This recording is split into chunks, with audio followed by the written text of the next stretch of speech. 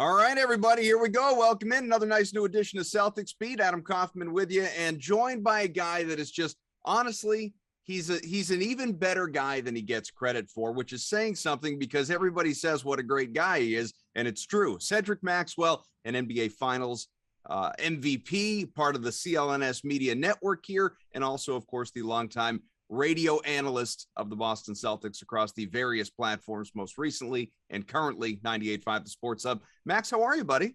I am doing just fine. It is always a joy when I get on your show with you to cut it up and talk about NBA basketball or whatever we wander into. We have a tendency to do that sometimes. Yeah. Loving the fact that I'm having a great summer so far.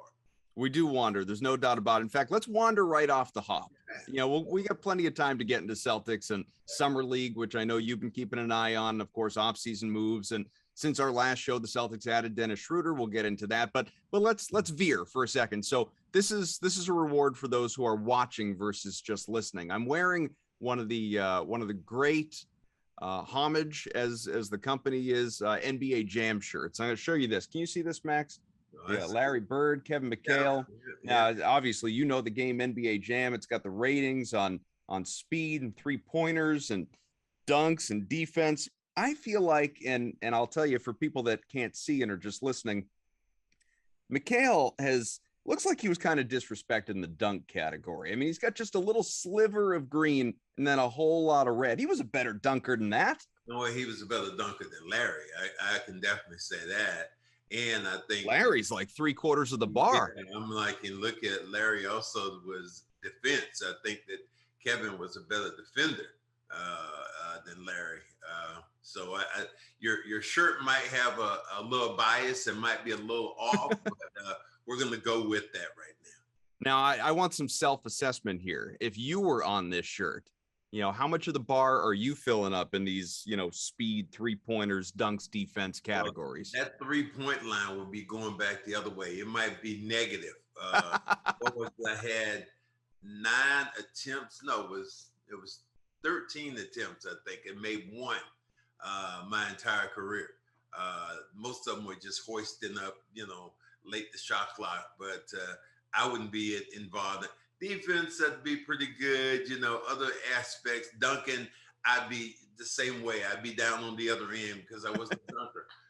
So I think my shirt would be okay, but part of it would be negative instead of positive. Well, Max, you know what they say, and it doesn't necessarily pertain to this, but you never forget your first. So do you remember that three-pointer? It was the only one, yeah. I was in Houston. It was a blowout game. And I remember we got beat by the Rockets, and I was in the locker room, and I ran in, and Danny Ainge was the only one who could see me. And I put my hands up to symbolize I had made a 3, and he just laughed. Danny came in and did it one time in a blowout game. We got blown out, and everybody yelled and screamed at him. I'm like, damn, Danny, you can't do it in front of the other guys unless you win. So that was pretty funny. So I do remember that moment. It was a fun moment in the right-hand corner, knocking one down.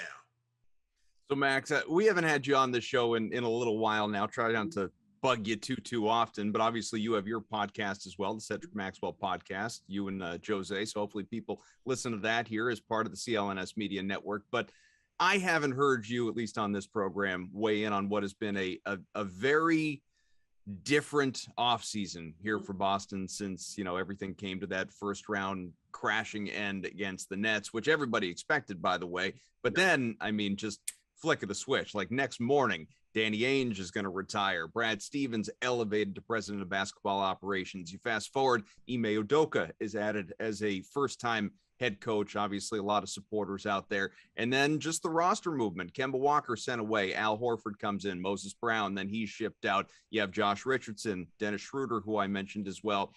Chris Dunn, we'll see if he sticks on the roster. Bruno Fernando, who's now in Summer League with the team as well.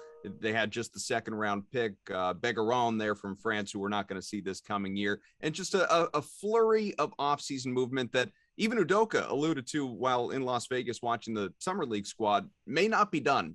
Obviously, a ways to go before the season starts. So what have you made of this retooling, this transition we've seen?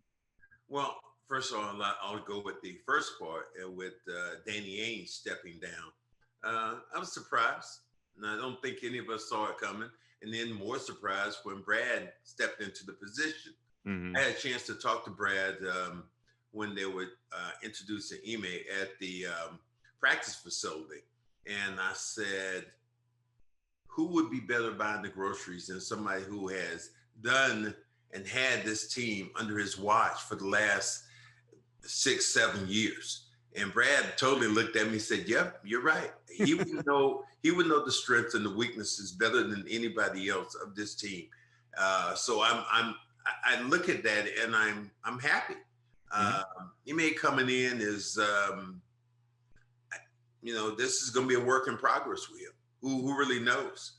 A first-time head coach coming in. The Celtics have put their marbles in. The ownership, loves him. He seems like, that kind of guy that is going to. One thing he said, he talked about Brown and Tatum. He said, they want me to coach them hard.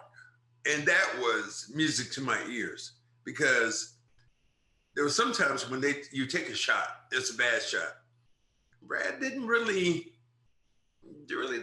say that much. And you take a bad shot, I think you need to, to have something in you, just to look over at the coach or something. So I like the fact that he's going to demand more attention on the defensive end, more ownership to what you do as a player to make this team better. And you have two great scorers in Tatum and Brown.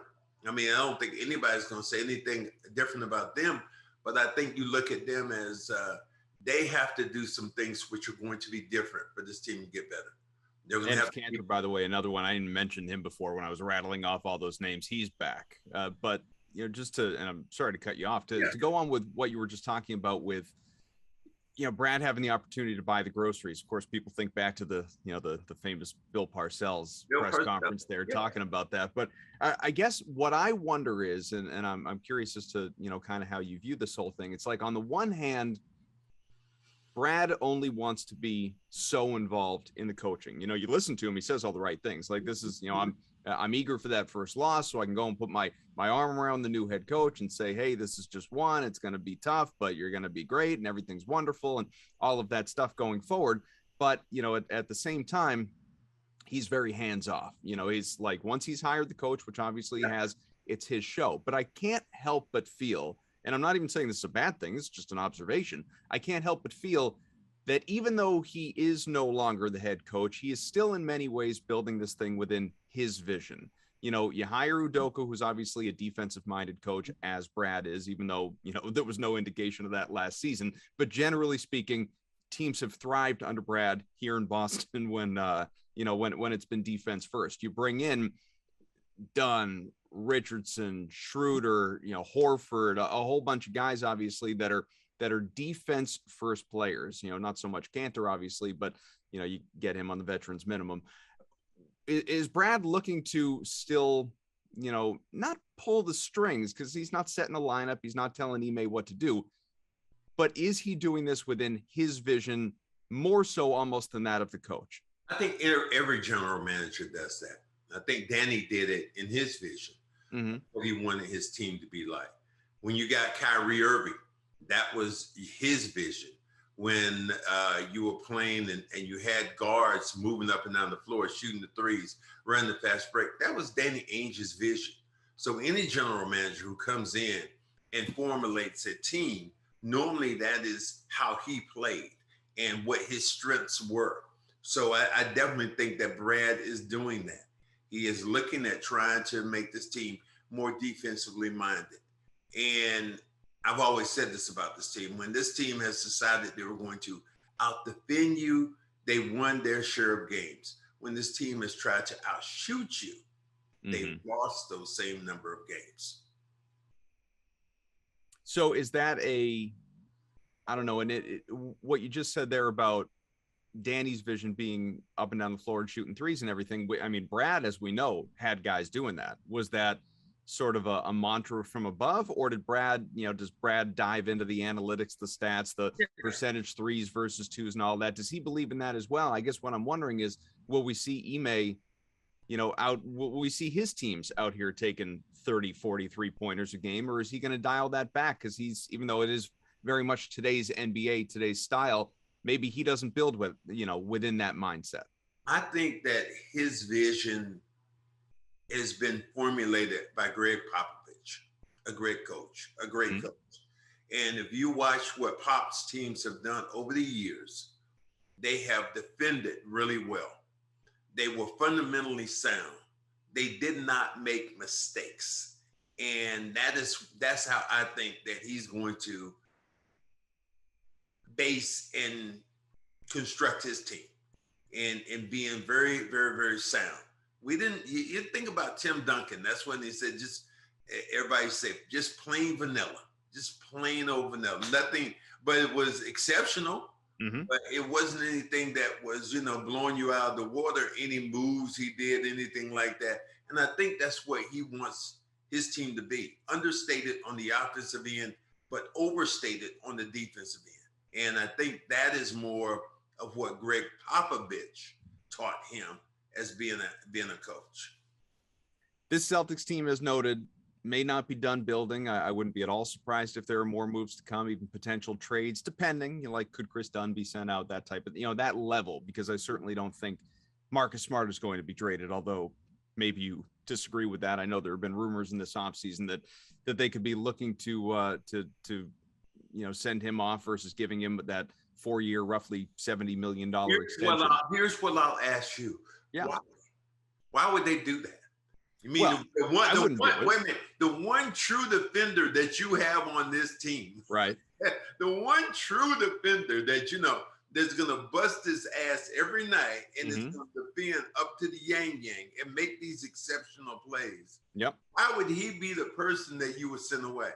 Last year he was also your best facilitator. He was your best passer. So I think he's grown into a role, and you know how I feel about him.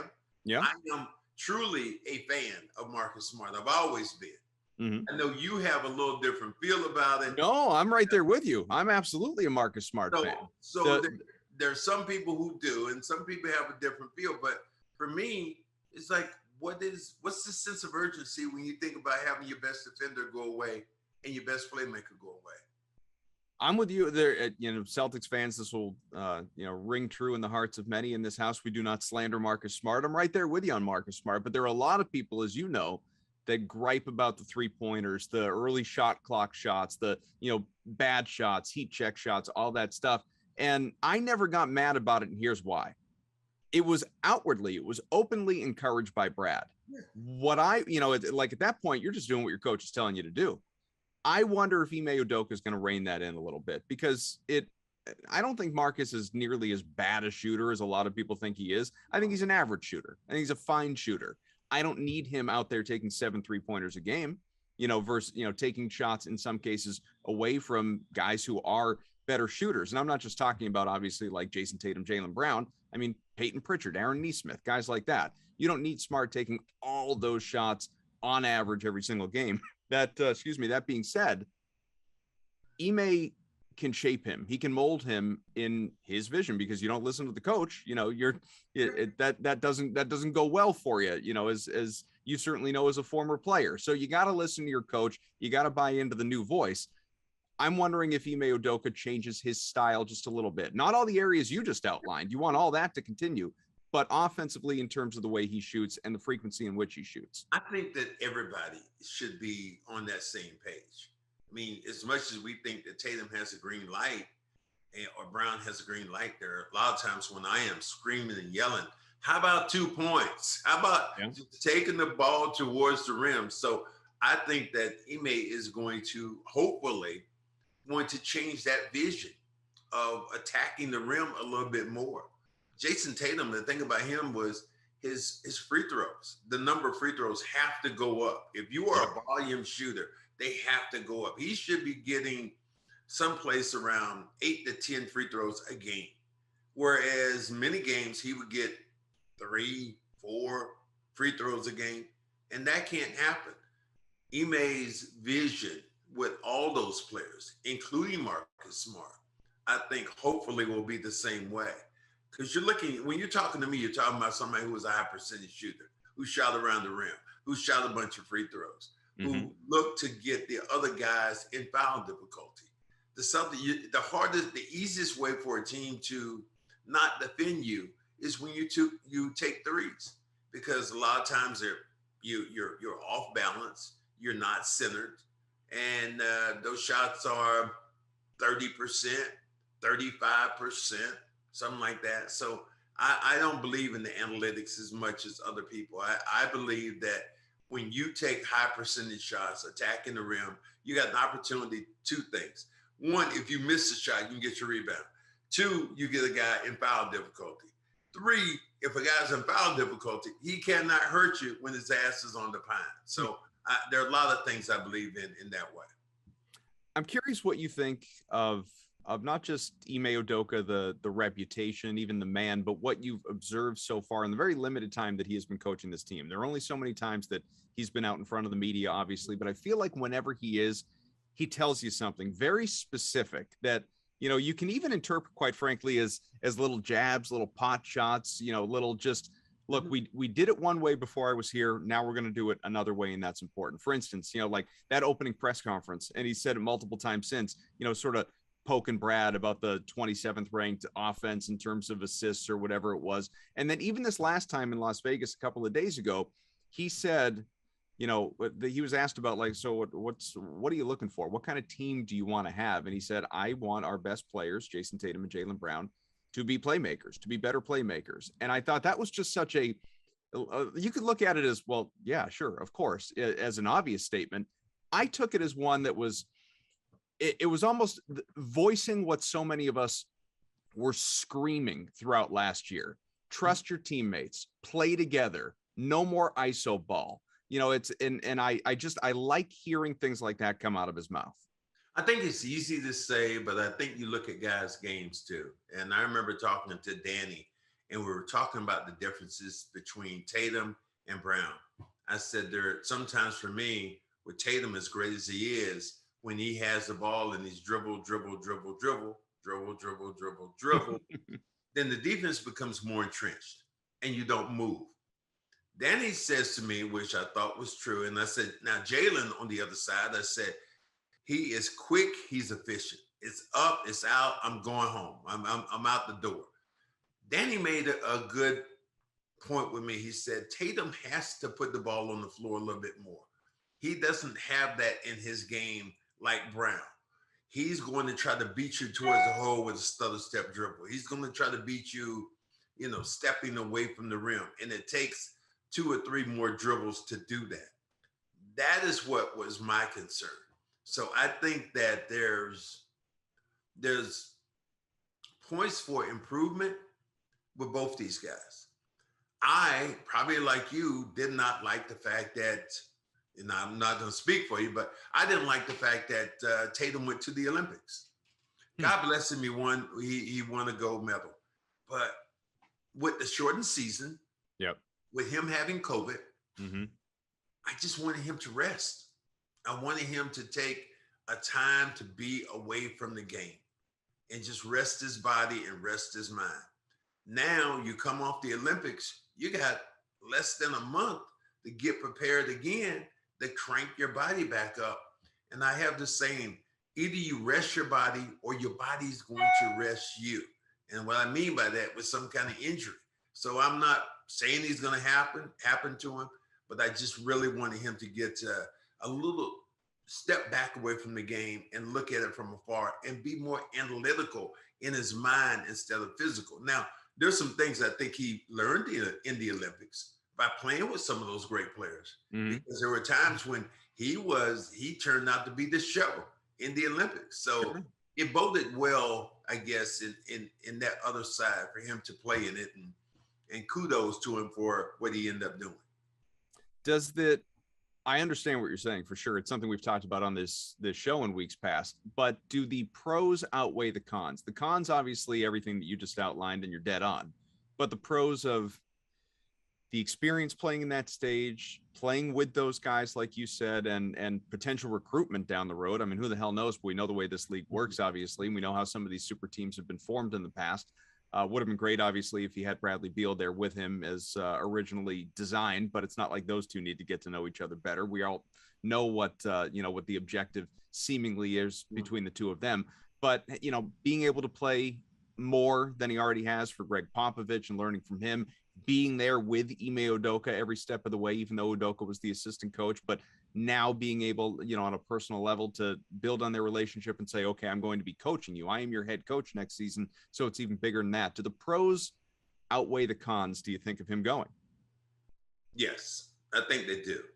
In my mind, I didn't like it, but if you look at it the way it actually happened, because early on you said, man, what a disaster this is. You looked at that team not playing well, all the things going wrong. And then all of a sudden it clicked into another gear. So I think the pros actually outweighed the cons in him playing in the Olympics. It was just my own opinion of me looking at him as a player and knowing how much it takes to lead a team. And then for him to have COVID and watching his game change during that time. Remember him saying to the media, and he had one of the worst games I'd seen him play. It was in Washington right after he had COVID. And he said there were times out there I couldn't breathe. Yeah. He said, I started playing with the inhaler. And so for me, it was an opportunity to kind of just, give your body a break. Yeah, center yourself a little bit more because of COVID and all the things and the seasons and the bubble and all these things coming together. Well, look, Jaylen Brown was, as you said, sometimes your body will rest you. I mean, he was forced into that. He would have been there. He would have been on that roster. He would have been part of that team if not for the late season injury that sidelined him. Yeah, I think there's a possibility, but again, he didn't have COVID. Not COVID. Yeah. He wasn't one of those guys. Yeah. And for him to play, I think would have probably been a little bit different for me looking at it. But things worked out well. They won the Olympic medal, gold medal. He comes back with more confidence. Comes back, as you said, maybe an opportunity to recruit some guys and bring them over with him. There were some people at NBC Comcast the other day. They were going on, oh, Tatum and Brown, when are they going to be tired of losing? And that, I said, wait a minute. Jason Tatum hadn't even played under the new contract yet. That's right. Going out the door already. I mean, there's a 5-year deal is starting out this year with a brand new coach. So let's just not get too high strung about what might happen. Matter of fact, to me, this season could be a wash in the sense that you have a new coach, you have players who are trying to adjust to a new system, you have a new guy buying the groceries in Brad. You look at this team and this is when I get a chance to, I guess, throw the dice back at you. You looking at this team right now, what place is this team right now in the Eastern Conference? So I think they could, and this is kind of a cop-out, Max, but I think they could be anywhere between 4th and 10th. To me, they're absolutely at their worst a play-in team. So I don't see them outright missing the playoffs. I do believe they're a playoff team. I do believe they're a top 6 team. But if you were to tell me going into the year, anywhere between 4th and 10th, pardon me, I absolutely believe that, because this is just, this team to me is deeper. It's more well-rounded. It is better than last year. Yeah, well, let me ask you this then. You make that point, but let me ask you this. Let's go down the number of teams. Let's see who do you think is better than them right now? Well, Brooklyn's better, obviously. Brooklyn? Okay, well, I'm going to go with this. Slow down. Go ahead. Brooklyn, 1. Milwaukee's better. 2. Miami's better. 3. So those are definites. 3, okay. Chicago could be better. Well, we ain't got Chicago yet. Let's say, how about Atlanta? Yeah, I mean, I know what they did last year. I still don't love the Hawks, but you can. I'll certainly listen to it. Atlanta, okay. Okay. So those four. That's all you. That's as far as you're going right now. That's as far as I would go with automatics. And like I said, I wouldn't even make Atlanta an automatic, but those first three for sure. Let me ask you. So you wouldn't say Philly is better? I wouldn't say automatically. We still don't even know if Ben Simmons is going to be on that team. And if you move him, Ben Simmons isn't that team. Joel Embiid is that team. No, I know. But you can't tell me Ben Simmons stinks. I know. He stinks. Right. So if you're moving him away, what do you get in return? I still believe that Philly is a better team. I see this team right now is maybe 7. When you the Celtics team. Yeah, I think maybe 7. When I start thinking about the number of teams you talked about, and you look what Miami has done, Miami has really gotten a stick down there, man. It's going to be, it's going to be, there's going to be some tough roads to hoe, man. When you think about those teams and playing, and another team is going to really be good, and I think right in that wheelhouse is going to be Charlotte. Charlotte improved on what they had with their young point guard. We don't know if there's a certain gentleman that can stay healthy all year. Yeah, we'll see if Hayward can stay on the floor. We're not sure about that. Yeah. But those other pieces, Bridges and those guys, they became a better team last year. So the prospects of the way you play, and as you said, you put Chicago in the mix over there, that could be really give the Celtics really a hard road, a bumpy road. So that in mind, I mean, there's no denying the East got better, to your point. Have the Celtics gotten better? Or have they, because last year, we never even got an indication of what they could be because they were just never healthy. Whether it was injuries or COVID, they, far and away lost more man games than anybody else across the league.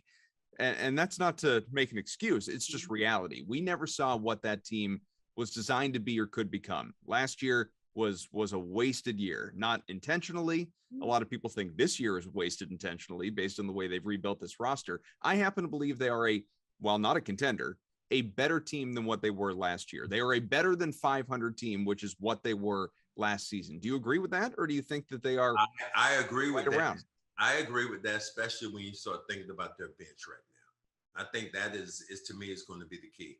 Last year, when you start looking at your bench, and as you said, we're going to probably get to Schroder in a minute, who he is as a player, and you look at the other pieces that they're trying to add in with Dunn and guys like that. We don't know if they're going to be here, but still, just the quality of those guys. And as much as I love Taco as a person, basketball-wise, the game has moved so far away from him that how is he going to affect you or ever play for you? Those slots, those 3-4 slots down at the bottom were tough. I mean, I hate the fact that, you start losing, a couple of guys here and there. Kimba was really a cool dude, man. I loved him, but I understood what the Celtics were doing. And will Al Horford come back in the leadership role? That's gonna be just as big, because when Al was here, Al was a quiet leader. Will he be better? Will he make Rob Williams? Will he make him better? Will he be more accountable? When you're Rob Williams and you're 25 years old, as you know, you had your best body. I don't think I'm looking at your face. I don't think you're 25 anymore. I wish. That'd be nice. At 25, you could run through a wall and there wasn't a pain or ache that you had. You ran all day. Rob Williams plays 6-7 games and boom, he's out. Yeah. So I'm concerned right now about his health. How long can he play? I love the fact you bring back Cantor, because, women, chicks, guys, everybody, they love the second chance opportunities. He is one of the best. He's one of the best offensive rebounders the Celtics have had in the last 10, 12 years. Sure. Getting those second chance opportunities. So I like some of the things that they brought back and who's going to be eliminated. So talking about this roster, Max, you brought up Dennis Cantor. Now, I like Evan, if Evan Valenti were here with us for this show, Evan was not excited about the Cantor re-signing. He said, I can't do any more Ennis Cantor minutes, after what he saw in Boston a couple of years back.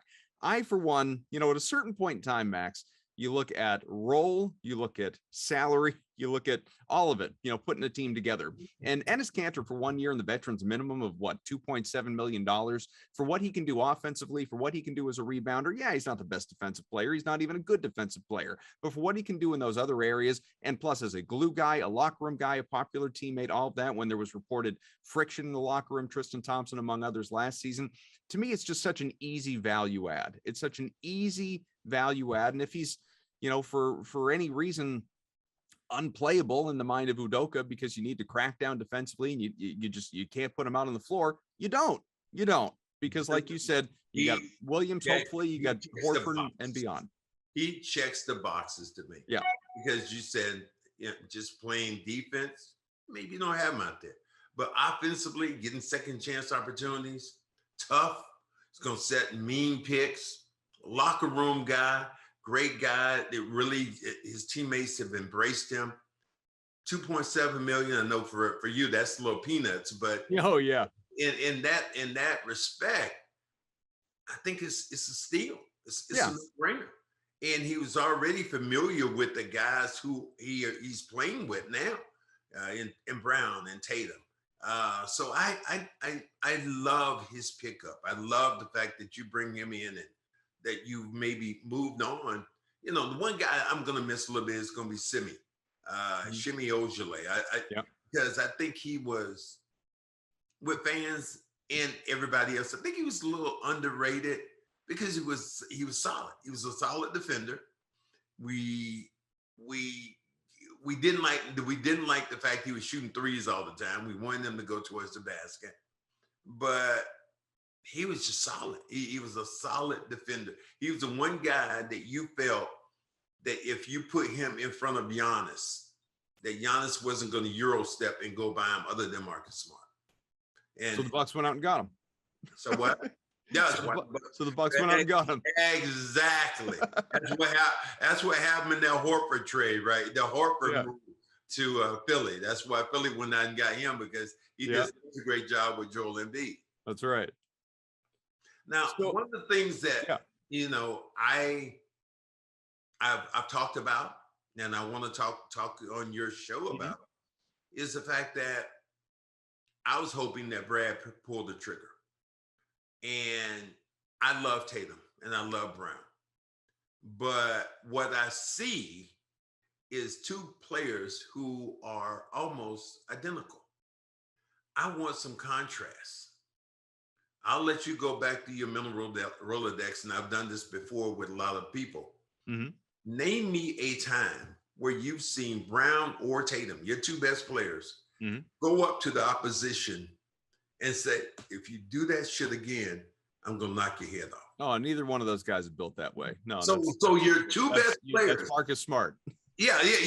So your two best players, and I'm not advocating that they fight, but I want them to protect themselves. And because of that, I almost wish that Brad, and the only asset you have like that is the guy that I love and put it out there, was Karl Anthony Towns. Karl Anthony Towns is losing. He checks the boxes for what you want.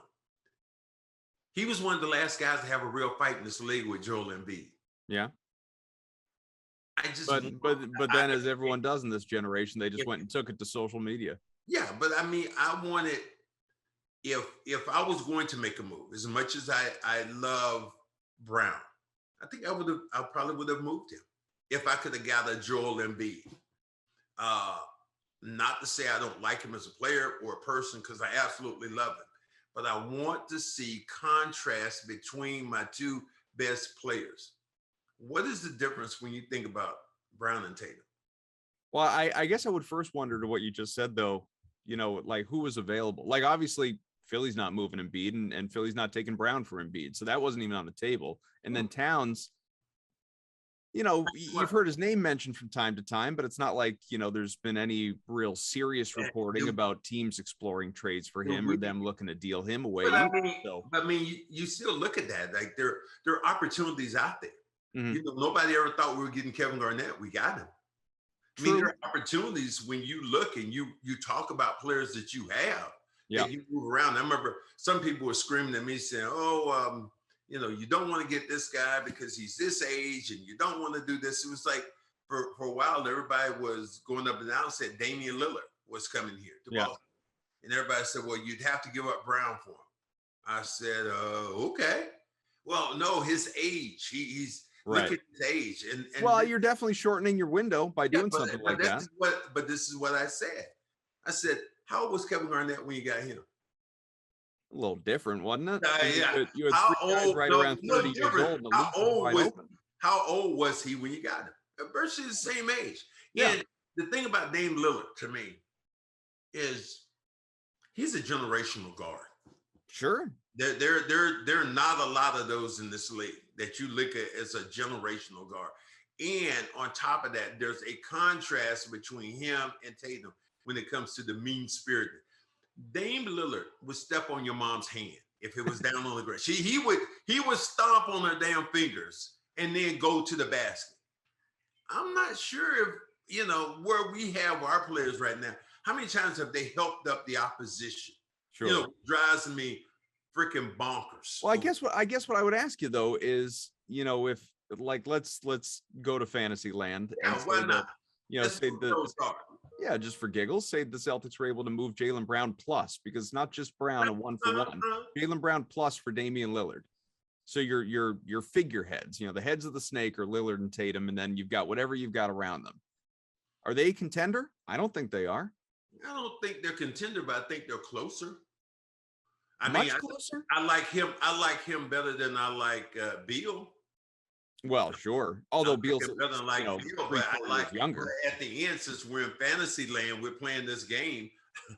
But I wouldn't trade Brown for Beal either. Obviously Brad, Stevens, his objective right now is to add Beal in a free agency next year. Okay. Would you trade Brown since we're in this fantasy world? Yeah. Would you trade Brown for Karl Anthony Towns? I would do that. Yes. Them bobbleheads behind you right now, they're shaking their head going, yeah, I would do that. Make that move, because I think you start looking at his age, and he has to be at some point tired of losing, man.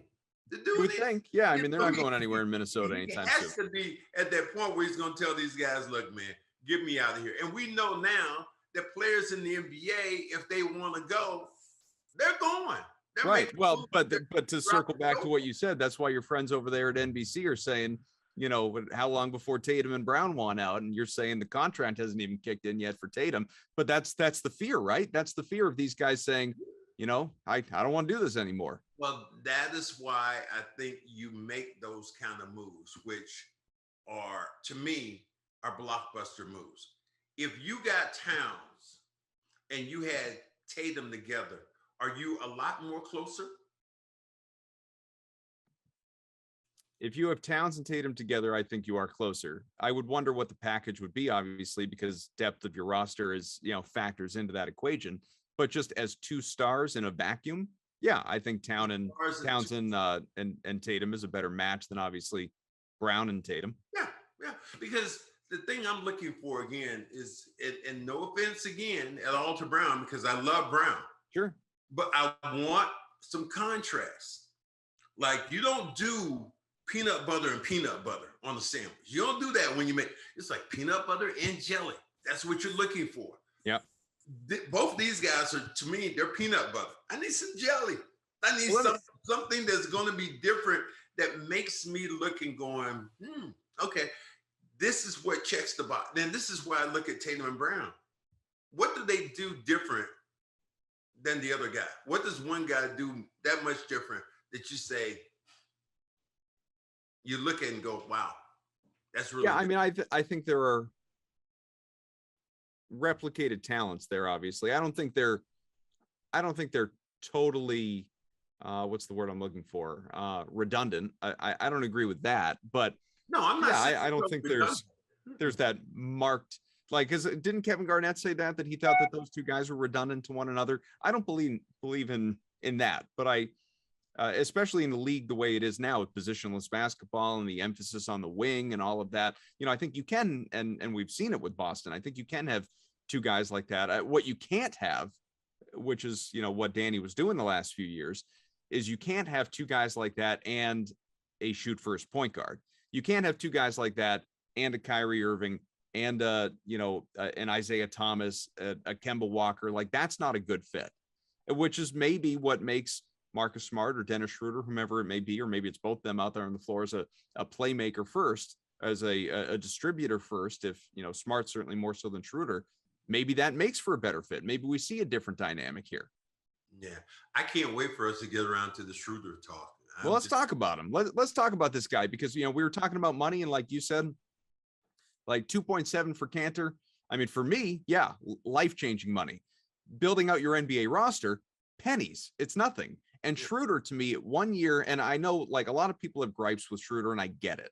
I do get it. Like, he wouldn't be number one on my list either in free agency, again, in a vacuum. Like, if you said to me, like LA last year, you can have Dennis Schroder for 4 years, $84 million. You want him? No, I'm running the hell away.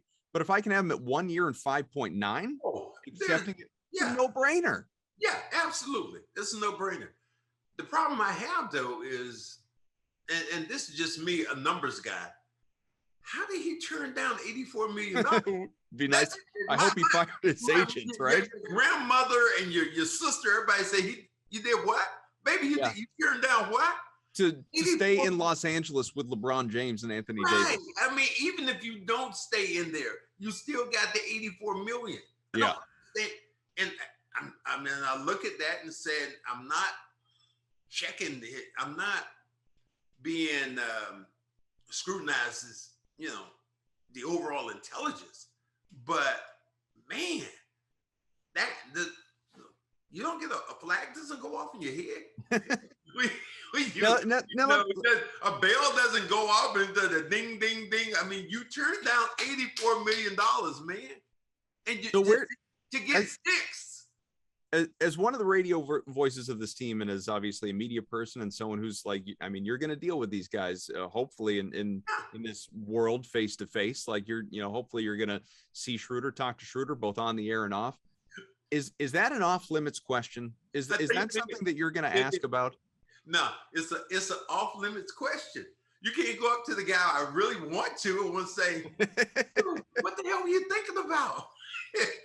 You had $84 million in your hands. Yeah. You just said, no, I don't want that. But what I want is I want $6 million from the Celtics. Give me a prove it deal. Give me that prove it deal.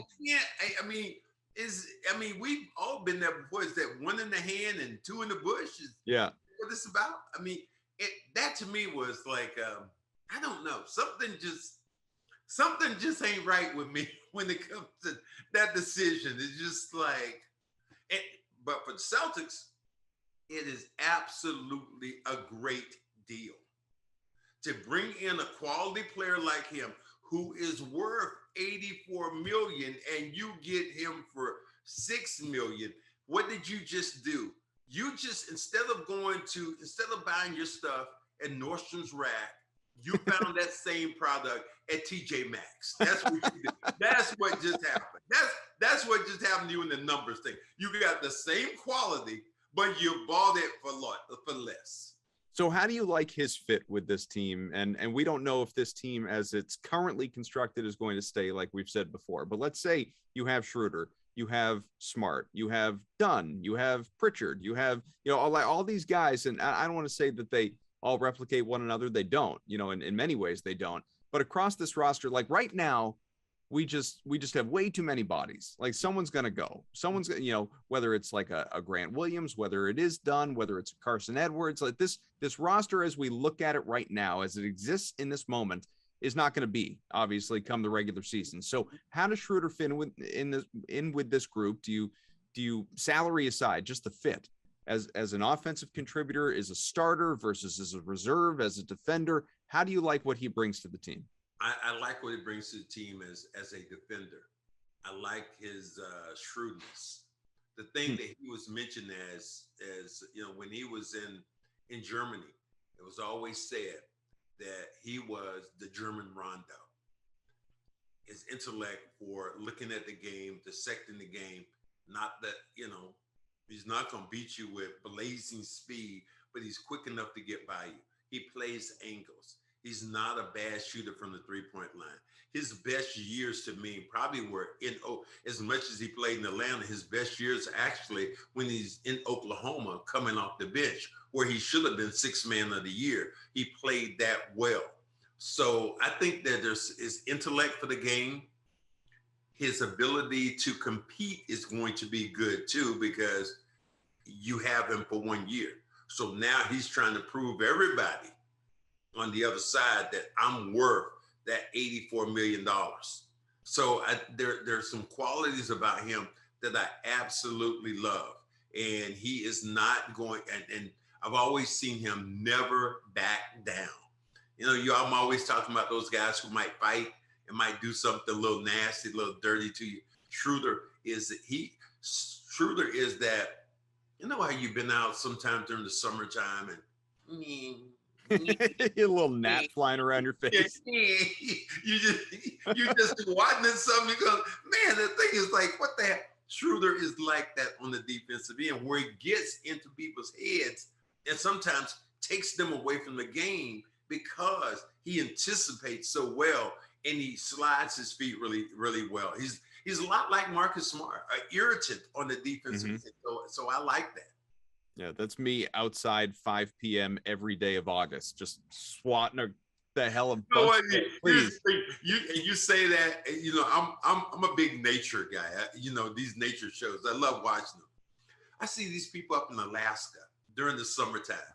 Man, mosquitoes are just, no I thanks. couldn't be there. They're just all, one guy finally showed, he said, watch my hand. He put his hand in front of the camera and all these mosquitoes it would have drove me absolutely crazy. I could have never done it. But that's what the irritant I think about those 2 point guards, those two guards that we talked, Smart and also Schroder in that way. So for anyone listening, don't confuse what I'm saying here. I don't want to present this group like it's the 18-19 team that we had such high expectations for, when it was like, oh, there's, you had Morris and Rozier and all these guys off the bench, but there's only one basketball.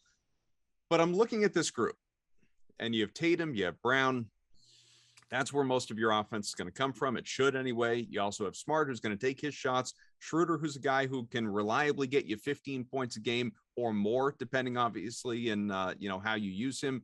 Richardson's a guy who can get you double digits. Cantor, depending on how you use him, could, and he won't, but he could get you double digits. At a certain point, you're looking at it and saying, Horford, yeah, absolutely, Al Horford. So and heck, Robert Williams, if he's a starter, he's a guy that could get you 10 a game, probably won't, I guess, again, depending on everyone else, but it filters down, it trickles. And what we're seeing here in Summer League, and it's Summer League, but what your aspirations are for a Peyton Pritchard, for an Aaron Nesmith, for a Romeo Langford, those guys in particular, never mind if like a new fan favorite, Yam Madar, is on this roster or something, but those three guys in particular, what your hope is for them offensively, not necessarily just this year, but just in their growth, in their development, is there room? Is there room for those guys to go out there and be as impactful, to develop as much as you would like them to, or is Brad really swung the other way in trying to load up the back half of this roster with veterans? I happen to agree with you on that, and the fact that you have too many of those guys, or to have a couple of good young players over there sitting on the bench chomping at the bit. Where are they going to get their time? I mean, that was one thing that Brad did. If I was being critical of Brad, was when he had that great team, it's like he was trying to play everybody. You cannot play everybody. You got to get to a rotation of maybe 7, 8 guys. And then everybody else is going to be sitting on the bench for a while. So I think their development as players, those guys you mentioned, Pritchard, Naismith, is probably going to be stymied because they won't get that amount of time, especially the way this team is constructed right now today. Yeah, I wonder what it looks like going forward. I really do. It's going to be interesting. I mean, I think it'll be a fun team to watch. I just think there's there's a lot of depth, and depth is a good thing because there's injuries. Who knows what COVID will or won't present, the the Delta variant and all, and whatever other variants that come along the way. You can never have too much depth, but I just wonder. I'll be really curious because like we saw what Brad did. We saw for 8 years what Brad did. We don't know how Ime Udoka is going to run this ship, and I'm curious to see what this looks like once we get to training camp and into the season. And this is one of those things you mentioned this, so I've always liked to ask this to people like you you have influence because you are on the air. What do you feel about the vaccination? Do you feel like people should be vaccinated or shouldn't be vaccinated? It's their choice. How do you feel?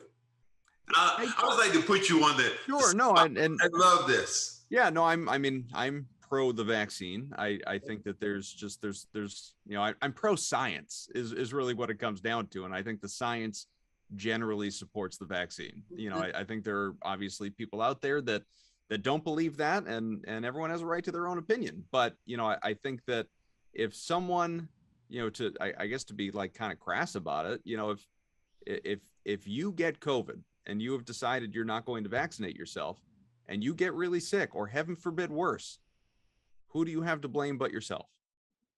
Like there's a reason that many of us, most of us, right, have been vaccinated against smallpox and so many other things along the way. It's because like that.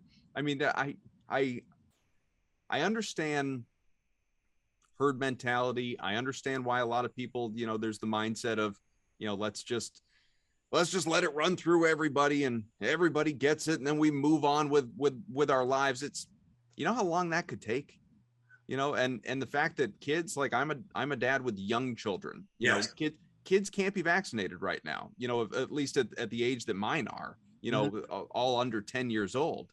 So, excuse me, it's just another wrinkle in safety and precaution and trying to keep them safe. Like I'm not, hopefully I won't get COVID, or for all I know, I've had it and just wasn't tested for it, but I'm vaccinated. So hopefully if I do get it, I'll be okay.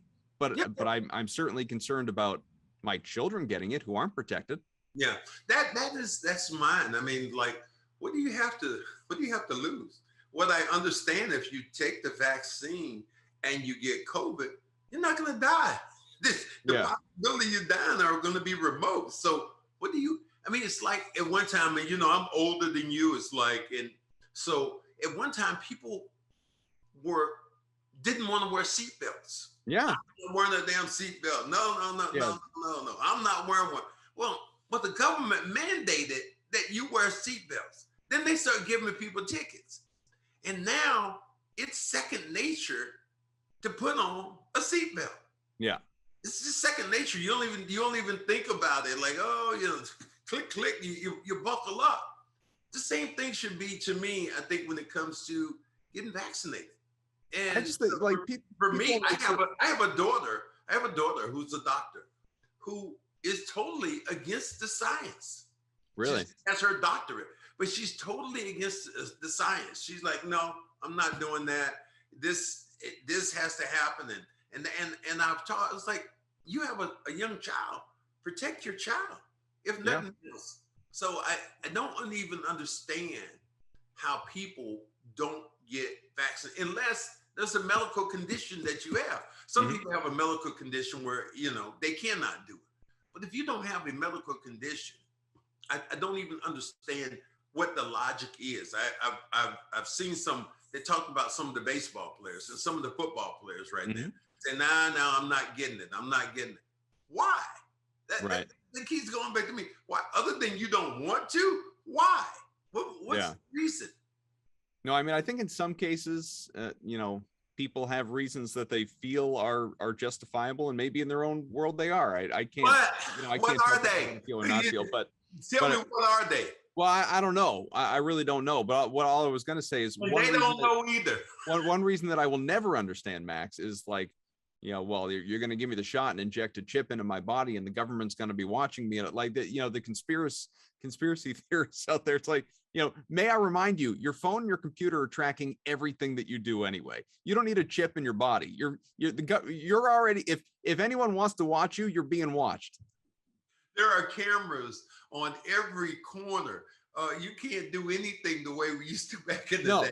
Like it's like I won't get the vaccine, but I have an Alexa. Yeah, I don't want to get that vaccine, but you know what? And this is what kills me about it. It's like people even, who smoke marijuana. They'll say, "Well, I'm not getting that vaccine, but I'll smoke marijuana." Well, you don't know who grew this marijuana. You don't even know what's in right. it. So I don't this is the platform for me. This is the issue that absolutely drives me crazy when I think about who we are and what we do as Americans and just as human beings towards another human being.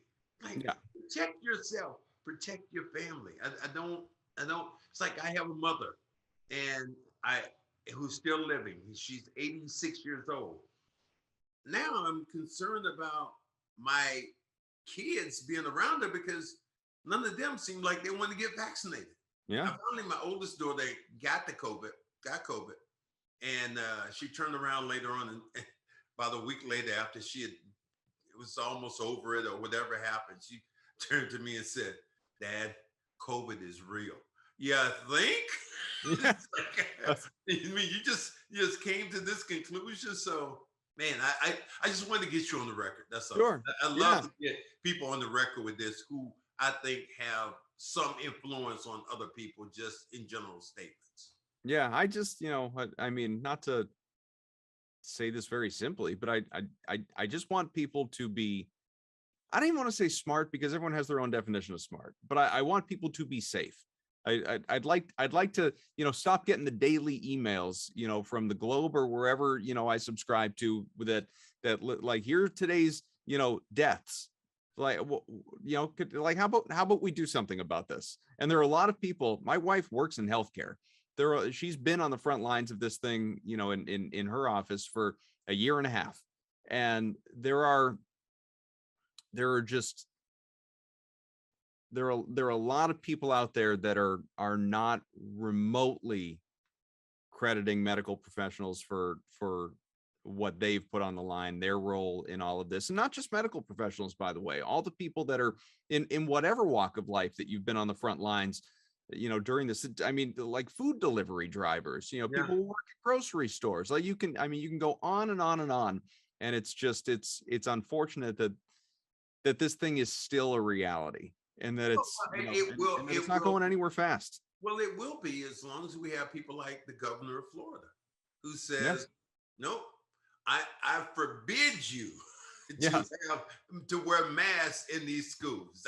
Florida, Texas. I'm going to take away the money you have because you are forced. This isn't politics.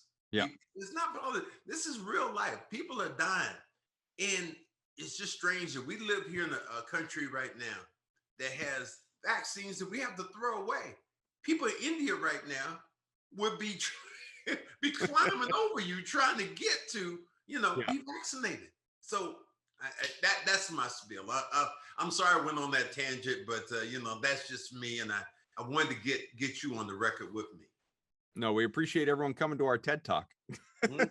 Absolutely. Max, the Summer League, a few games left as we talk right now, and the regular season, preseason, all that stuff, not too far away. Let's get you on again sometime before and, see what the roster looks like at that point. Well, let's get me on again and talk about the roster, how this team is developed, especially if they make any kind of moves. And also if we can get rid of this Delta variants and everybody get a shot. And you and I are both going to be happy. We're on the same page. Boom. Sounds good to me. All right, Cedric Maxwell, I'm Adam Kaufman. This is Celtics Beat. Thanks to our producer, Evan Valenti. We'll catch you all soon.